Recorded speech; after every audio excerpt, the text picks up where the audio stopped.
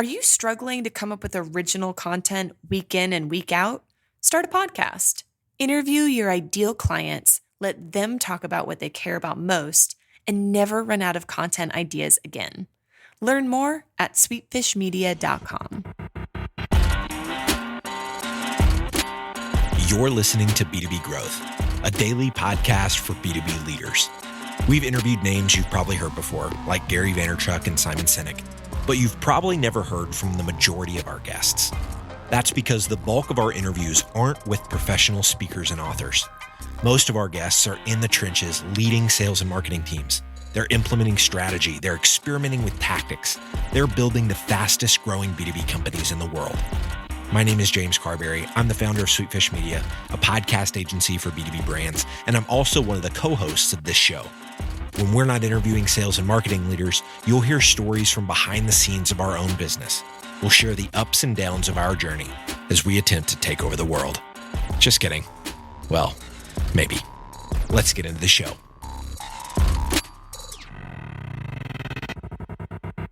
Welcome back to the B2B Growth Show. I'm your host for today's episode, Logan Lyles. I am joined today by Dayna Rothman. She is the VP of Marketing at Mesosphere. Dayna, how are you doing today? I'm good. How are you? I'm doing fantastic. Thank you so much for being on the show today. It's a pleasure to have you. This is a repeat appearance. We've been lucky enough to have you on the show multiple times. My first time to get the chance to interview you, so I'm very excited. And I think you've got a story that is going to be very intriguing, somewhat funny, and some lessons learned for marketers and hiring managers out there. So I'm excited to jump into that. Hiring managers everywhere.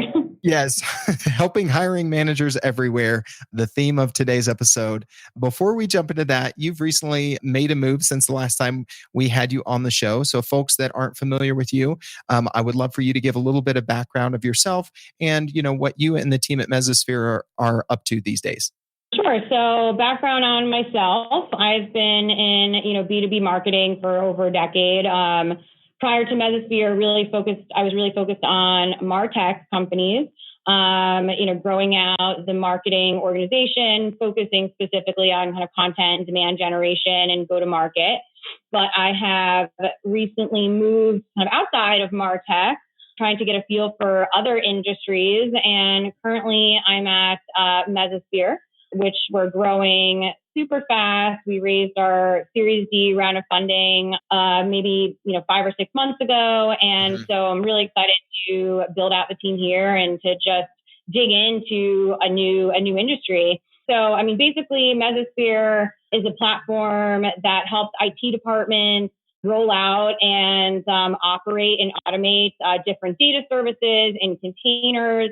So it's definitely a very different industry from MarTech and very much in the kind of IT developer realm. Mm-hmm. Yeah. Well, love that. And I think that this story today, as you mentioned, is going to be a lesson for marketers everywhere and have some good applications. It's a story of, a hiring story that happened to you some time back. But as we were chatting, prior to this interview, Dayna, you're in the thick of things right now, as you mentioned, building up the team there at Mesosphere, trying to scale the marketing team and things like that. So there's a connection there. So take us through this story before we get to some of the lessons that you learned. You had a blog post on this and you titled the sections Act 1, Act 2, and Act 3. Act 1 was really, the candidate was too good to be true. Set the stage for us and tell us about how this began. Sure. So one of the things in this blog post and kind of how I thought about this experience afterwards is, I'm a huge fan of the MTV show Catfished. I've been watching it for a while. I think it's, kind of fascinating. For those of you who aren't familiar with the term, basically a catfish is somebody who creates a false identity online for different motivations.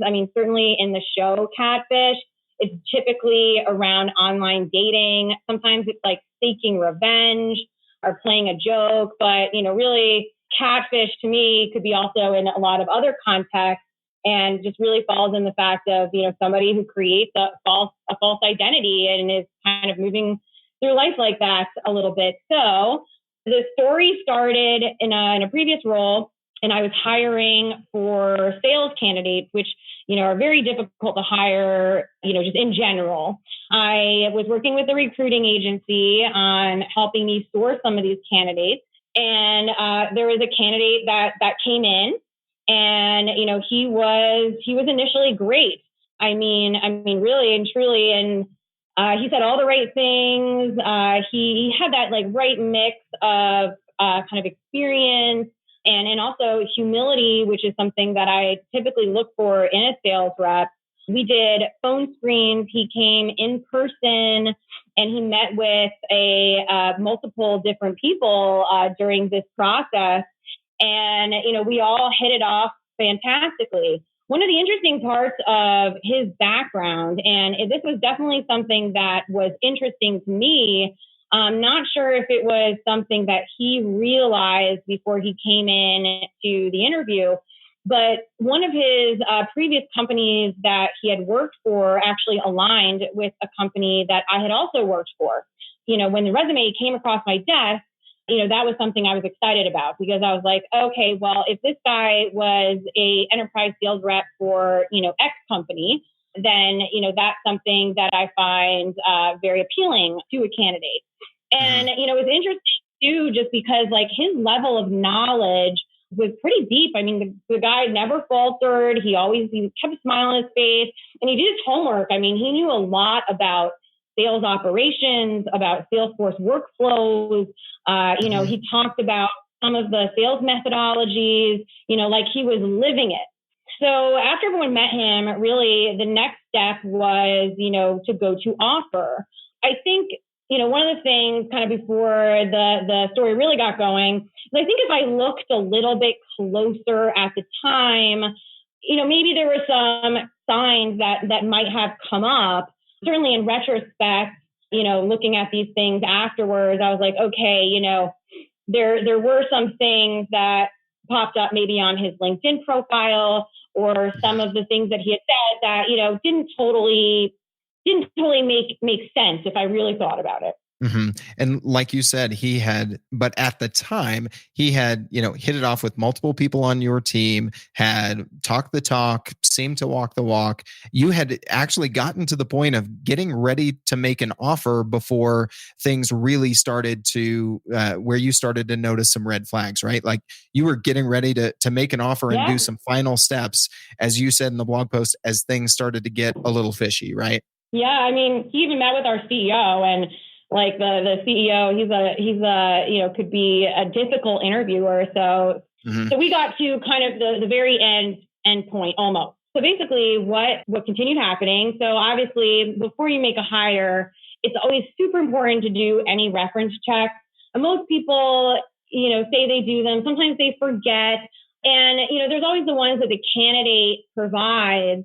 However, and I know that can be a controversial subject, but I often do my own kind of backdoor reference check, especially if I know people in common. Certainly, I would never do backdoor reference checks for a company that the candidate currently works for.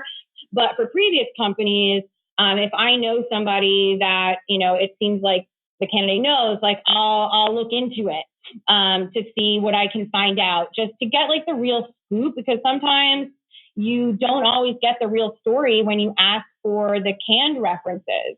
And so I asked the recruiter for his references. Of course, I did request one of them to be a manager at the company that I had previously worked for, because, he had said he left on good terms. So this shouldn't have really been an issue. And it was important for me to talk to, a manager level person, but also somebody that had worked for that company. And so it took a little bit long to get some of his references. So while I was waiting for his reference checks to come through, because I wanted to move the sales process along, I wanted to start doing my own reference checks. So typically at this point, you're doing your backdoor reference checks just to like get some confirmation that, yes, this is a great candidate, move forward. And so I didn't want to lose any time there. It had been a while since I worked at that previous company, and they'd gone through a lot of changes, especially on the sales team. So there was only a few contacts that I really knew over there. It was really just a handful. And so I went through them on LinkedIn and, I reached out to a couple that I was friendly with and then, waited for their response. So meanwhile, maybe the next day or so, I received 2 references from the recruiter, but neither reference was a manager. They were both peer references and no reference was from the company that I requested. She said that she was still waiting for that reference, which was kind of odd because it had been, a day. So, and it seemed strange that reference was just not available yet. Right. And so when I checked my LinkedIn that day, I saw that my 2 friends had gotten back to me, but neither of them had heard of this candidate. And, I know that the sales team is quite large, but according to the candidate, he had worked in enterprise sales. And so my 2 friends should have overlapped with him in some sort of way. Right. And so I was starting to get nervous at this point because they didn't know him. I hadn't gotten a reference. And so this started to be pretty suspect at this point. But I was like, hey, I don't know, maybe they just don't know each other. That, could have been totally possible. Mm-hmm. Awesome. So things are starting to get fishy. You happen to, get people's feedback directly from, the enterprise sales team. Who knows if the candidate actually put the fake reference to that company, specifically because he had seen that, you had some experience with that company, which, could be good. And in this case, bad for getting caught. So tell us a little bit about, how you eventually caught him and where it ended up from there. Thankfully you did. So tell us the last step there, and then we'll get into some of the takeaways. Yeah. So the recruiter was still having trouble getting this reference. And when I started getting nervous, I was reaching out to her a bunch, get me the reference. I need the reference now. I needed to verify whether this guy was, full of it or not. A little bit later that day, so one of my friends that works at that company, he had said to me that, he didn't know who he was, but he will ask around. So later that day, I got a ping from my friend on LinkedIn who said that he asked around and nobody had heard of him. And in fact, my friend had even looked into Salesforce.com to see if this guy had ever had an account because, Salesforce, you can deactivate an account, but you can never really delete it. So it has a history of all the employees. Right. And so there should be some trace there. Right. And so he emailed me and he was like, dude, he's like, I think that this guy has never worked at this company because nobody knows him. He's not in Salesforce. It's just, this guy never worked there. Mm-hmm. And it's just crazy. I mean, really, this candidate had this very extensive story about working at this company. I mean, it was detailed.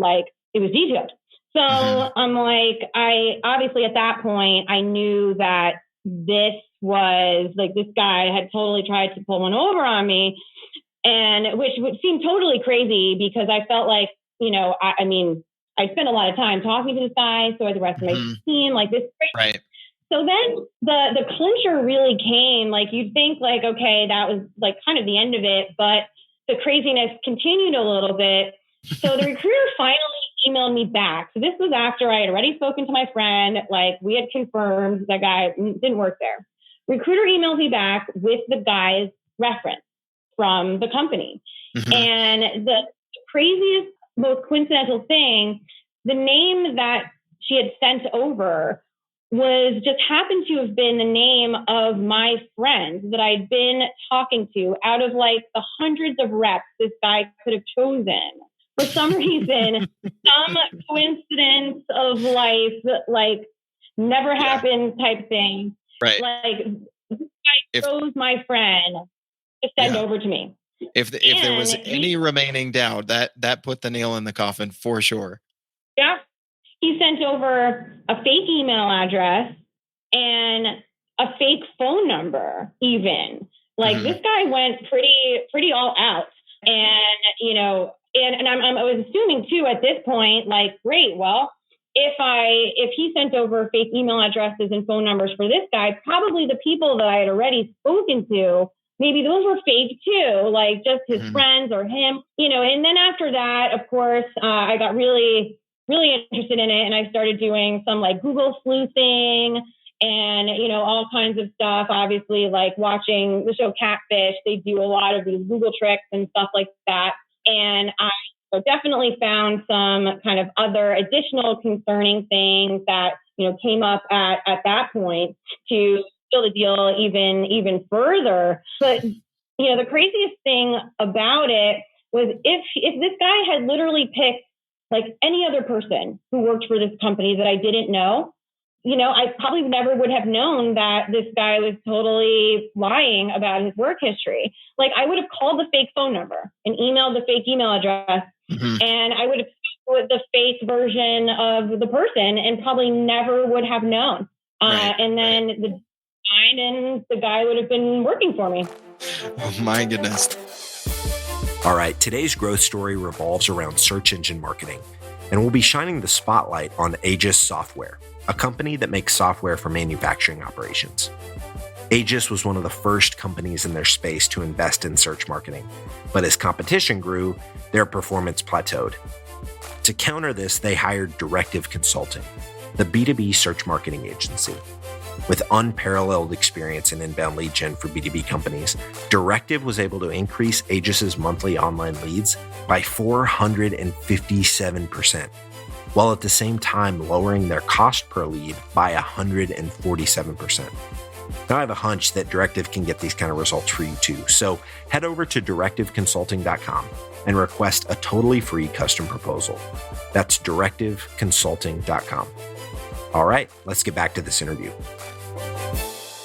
There's so many fascinating things about this story, from, the lengths that this candidate went to prove that they were the real deal, the way that they seemed like it, and, the fortuitous conclusion that sealed the deal. And thankfully, in your case, kept you from hiring someone who was, a fake candidate, a catfish, quote unquote, in this story. So I think there's things to take from this. And in your blog post, you mentioned a few things, that you learned from the scenario, other than it just being a fascinating hiring story. I think we want to give listeners a couple of takeaways. And I know one of them that you mentioned, you alluded to earlier, is that looking back, there were some things that probably should have raised a red flag a little more. So you mentioned, trusting your gut throughout the hiring process, whether it's hiring for sales or marketing or whatever the case might be, right?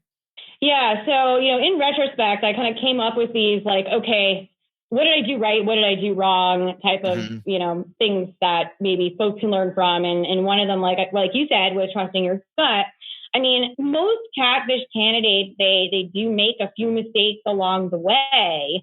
And if you're hiring for a role, like any hiring manager knows, like you just need to get that role filled. So it's really easy for you to overlook these kind of like inconsistencies or strange things that don't quite make sense. And, it might be like in this guy's case, like his LinkedIn profile was like a too new LinkedIn profile. Like it didn't have a lot of details on it. He didn't have as many connections as he could have. So there's usually something. Some folks on my team, in speaking to them afterwards, they actually did pick up on a couple of things that made his story sound slightly odd.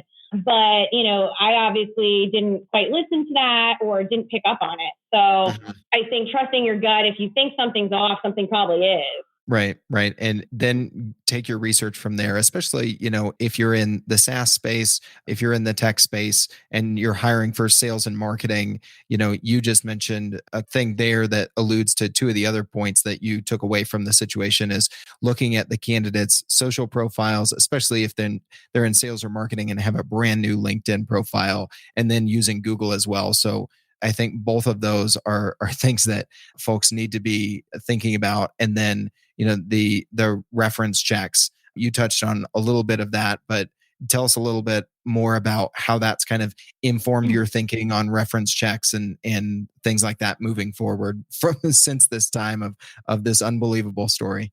Yeah. So, I mean, always do reference checks, period.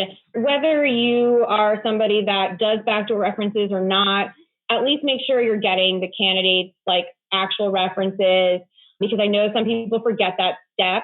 And, as far as like the backdoor references, the way that I feel about them is, like I said, I would never contact somebody's current role.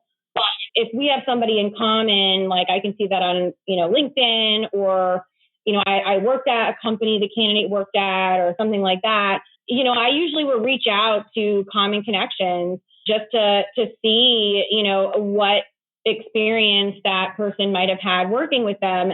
And honestly, generally, it's like all really good stuff. Like, this is one of the very few times that I've found something out. Mm-hmm. Typically, they'll just reiterate what you already thought. But it's nice to get a neutral reference that's not the like chosen three, like the ones that are chosen, like, those people are going to say good things. So it's always nice to have a neutral perspective. Right. Well, Dayna, I think this story is just incredibly fascinating. I'm glad that it is, still obviously caused you some trepidation to think about, after the fact, but glad that you kind of dodged a bullet there from hiring this fake candidate that went through plenty of lengths to make up a fake profile and look the part and things like that. We talked about, some takeaways from the story, trusting your gut, really doing your own research and really not skipping those steps, and making sure that you do your due diligence in whatever way you feel is appropriate to the situation, but don't skip, those reference checks. And I think those are all, really great things for, sales, marketing, and any hiring manager in whatever function to be thinking about. So I appreciate you sharing this story, as well as, some of the takeaways that you learned from it and sharing from your experience. Dayna, if anybody listening to this would like to stay connected with you or ask any follow-up questions, in addition to this experience, you're in the midst of, as we said, scaling a marketing team. So whether it's related to hiring for marketing or any other topic, if someone wants to reach out and stay connected with you, what would be the best way for them to go about doing that? Probably connecting with me directly on LinkedIn. That's always a good way. I would say sometimes my email gets like way out of control, but LinkedIn I try and keep up with. As we said, I'm hiring for a ton of marketing roles. So if anyone's looking for a role, definitely feel free to check out the Mesosphere career website, because there's some good stuff up there. There's a little plug for that. Awesome. And, in the vein of this episode, make sure that maybe you mention a connection or two that you have in common when they do that. Yes. Awesome. Well, Dayna, this has been great. Thanks so much for coming on the show. Yeah, thank you so much. Digital marketing agencies have a tough job. You have to stay on top of the latest marketing strategies for your clients and your agency. What if there was a way you could address both at the same time? Imagine your agency putting out content with greater quality and quantity. Envision bringing your clients a turnkey solution for one of B2B marketing's fastest growing media strategies, podcasting. All those clients asking for your help with their account-based marketing efforts? Picture being the first to bring them the idea of content-based networking, showing them the proven strategy for breaking into their most coveted accounts. Here's the concept. Sweetfish Media is looking to work with a limited number of innovative agencies interested in a new partnership model. We produce a podcast for your agency. You introduce the power of podcasting and Sweetfish services to your clients. Everybody wins. Learn more at sweetfishpartners.com.